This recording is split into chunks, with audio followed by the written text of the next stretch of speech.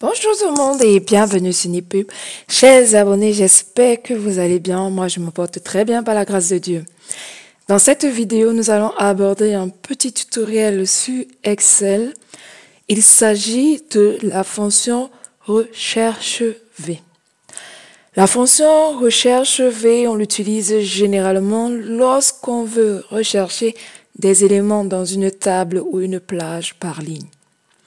Par exemple, si vous recherchez un prix, si vous recherchez, par exemple, le numéro d'identité par rapport aux données de nom de ville ou de nom propre, si vous recherchez, par exemple, le nom d'un employé ou son prénom, sachant déjà son nom, si vous recherchez, par exemple, l'immatriculation d'un employé, sachant son nom, bref, cette fonction va vous éviter les allers et retours entre deux feuilles. Pour ce faire, regardons la petite liste que j'ai préparée. Ici, j'aimerais avoir le résultat par rapport à un produit donné. J'aimerais avoir le prix et ensuite la référence fournisseur dans la base de données de prix ici. Bien évidemment, si je retrouve mon produit dans ma base de données, j'aurai un résultat. Comment ça fonctionne? Il suffit donc d'écrire égal recherche, d'aller sélectionner recherche V. Donc, on cherche une valeur dans la première colonne à gauche d'un tableau, puis on renvoie la valeur dans la même ligne. On fait alors tabulation, valeur cherchée. Ici, on va lui dire que je cherche cette valeur, point virgule. En fait, il me met ici les guillemets arrobas produit parce que j'ai transformé cette plage en tableau.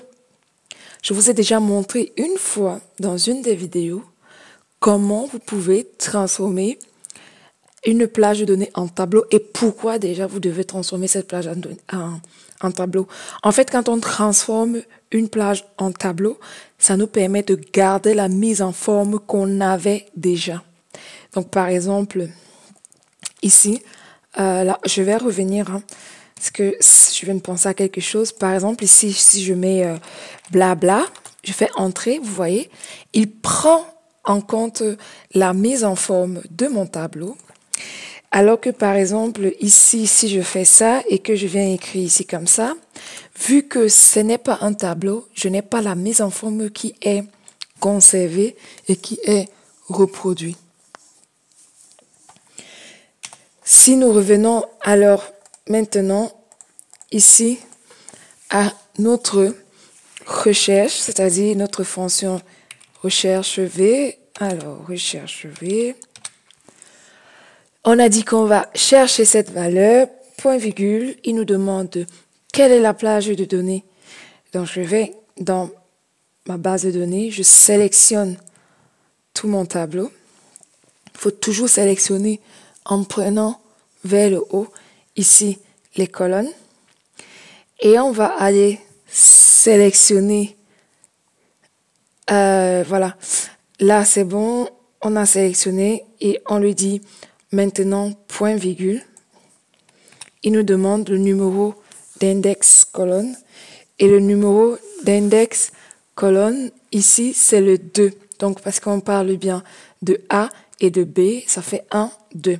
J'aimerais qu'il me donne le prix de ma valeur recherchée, c'est-à-dire, par exemple, pour cet exemple, c'était thermostat, mais ça peut être autre chose.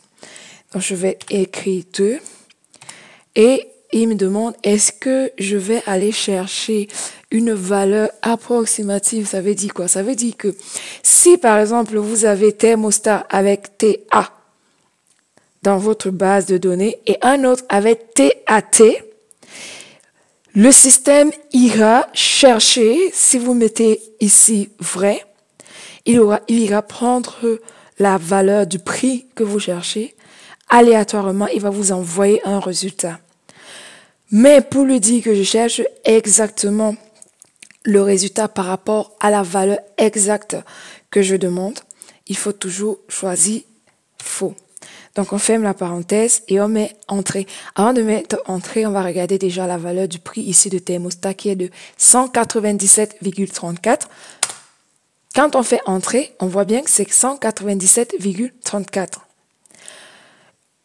Un autre avantage du tableau dont je vous parlais tout à l'heure, c'est que là, on n'a plus besoin de tirer la formule quand on le fait, par exemple, dans une autre configuration qui n'est pas un tableau. Vous voyez ici, quand je fais entrer, et comme il a considéré que toute cette plage de données, c'est une plage qui correspond à une seule valeur, à un seul tableau avec les mêmes caractéristiques, il m'a donné directement le résultat. Ici, on a NA. Pourquoi est-ce qu'on a NA? On a NA parce que dans notre base de données prix ici, on n'a pas le produit piscine. Pour vérifier ce que vous avez à faire, par exemple, on vient là, on fait une sélection, on fait une recherche qu'on a l'habitude de faire assez facile qui s'appelle CTRL-F. On va aller chercher piscine et on voit très bien ici que nous n'avons pas trouvé ce qu'on recherche parce que piscine n'existe pas dans la base de données. Et c'est pour toutes les autres informations que nous voyons là. Pour la référence fournisseur, c'est maintenant très facile que maintenant vous savez comment ça marche. Donc là, on va faire une recherche V, on va bien trouver cette valeur, point virgule. On va aller chercher la table. Attention, ici ce n'est pas 2 comme tout à l'heure vu que référence fournisseur se trouve dans la colonne C. Donc ça sera plutôt le chiffre 3. Et on n'oublie pas de choisir faux. Ferme la parenthèse et on fait entrer. Donc voilà, on a donc la référence fournisseur ici à chaque fois. Si vous voulez être sûr que ça fonctionne, on va par exemple ici aller modifier cette référence fournisseur et on vient la chercher ici. Alors, pourquoi ça n'a pas fonctionné? J'ai modifié ici.